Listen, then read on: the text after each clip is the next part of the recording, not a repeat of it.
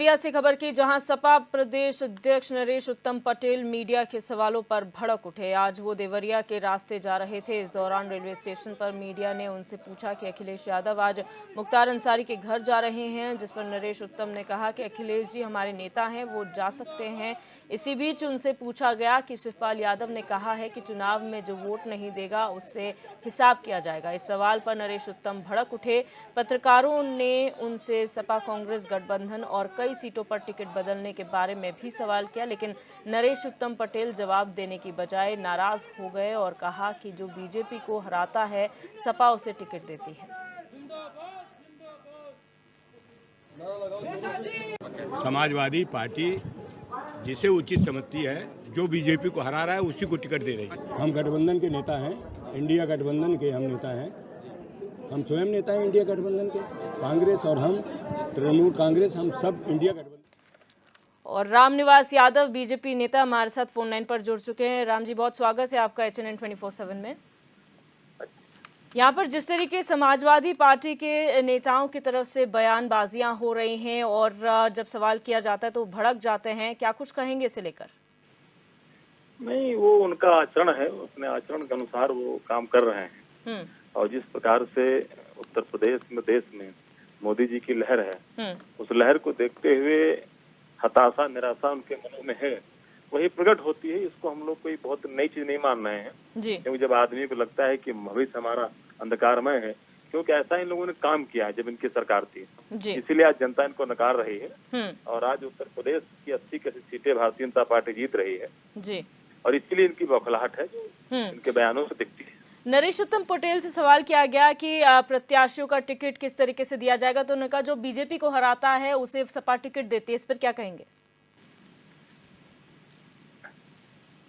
नहीं, ये उनका अपना मानना है, तो ये लगता है कि बीजेपी को हराना ही हमारा जीतना है, जबकि जनता ने प्रण कर लिया है कि बीजेपी को हराना नहीं, मोदी जी को पुनः प्रधानमंत्री बनाना है तीसरी बार।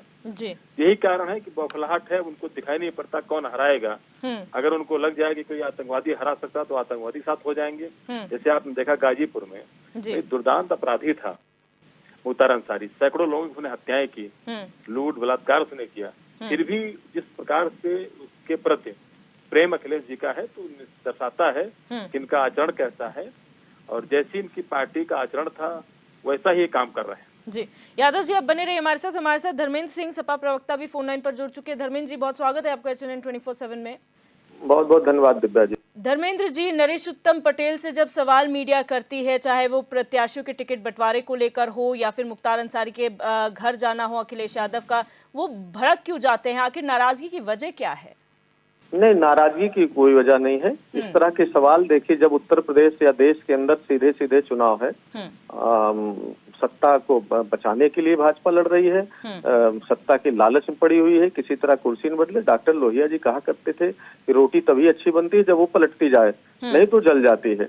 तो और दूसरे जो है, जो जिन वादों और घोषणा पत्र को लेकर के आप सत्ता में आते हो, अगर उस पर खरे नहीं उतरते हो, 5 साल बाद या 10 साल बाद आपको 2-2 कार्यकाल मिला, तो जब आप जाते हो तो आपको ये बताना होता है कि हमने जो वादा किया था उसको पूरा किया कि नहीं पूरा किया।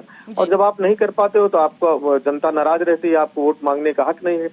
सवाल यहाँ ये है कि जब 2014 में प्रधानमंत्री जी, मोदी जी प्रधानमंत्री बनने के पहले वोट मांगने आए थे, उन्होंने जो वादा किया था जनता से कि मैं टास्क फोर्स बनाऊंगा और विदेशों में जमा काला धन वापस ले आऊंगा, काला धन आया कि नहीं आया? और उन्होंने कहा प्रत्येक खाते में 15 लाख भेज दूंगा, किसी के खाते में 1 रुपया नहीं गया।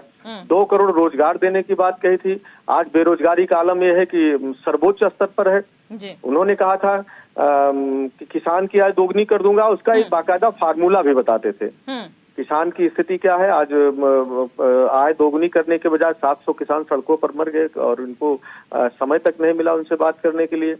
इन्होंने वादा किया था कि गैस सिलेंडर, पेट्रोल के दाम कम कर दूंगा, आज कई गुना बढ़ गए हैं, सर्वोच्च शिखर पर हैं।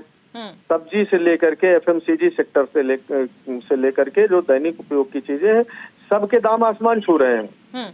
जो आलम महंगाई, बेरोजगारी, भ्रष्टाचार का है, महिला सुरक्षा का है, जो जनता की मूलभूत सुविधाएं हैं, स्वास्थ्य, शिक्षा, रोजगार, जो नौजवानों का जीवन स्तर उठाने की बात है, गरीबों का 80 करोड़ लोगों को राशन दे करके आप कहते हैं कि भारत इम्पावर्ड हो गया, और दुनिया के हंगर इंडेक्स में 125 देशों में आप 111वें स्थान पहुंच गए, और आप कह रहे हैं कि हम दुनिया की तीसरी इकोनॉमी बनने जा रहे हैं।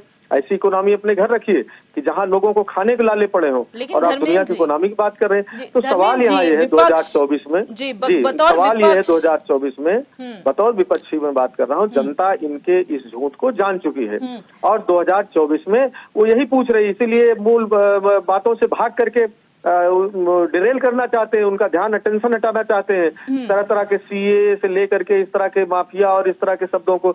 अरे आपने भ्रष्टाचार मिटाने का वादा किया था, हिंदुस्तान के जितने भ्रष्टाचारी हमारे शब्दों में नहीं, आपके शब्दों में, आपका गृह मंत्री प्रधानमंत्री जाकर के भाषण देता है, अजीत पवार चक्की पीसिंग।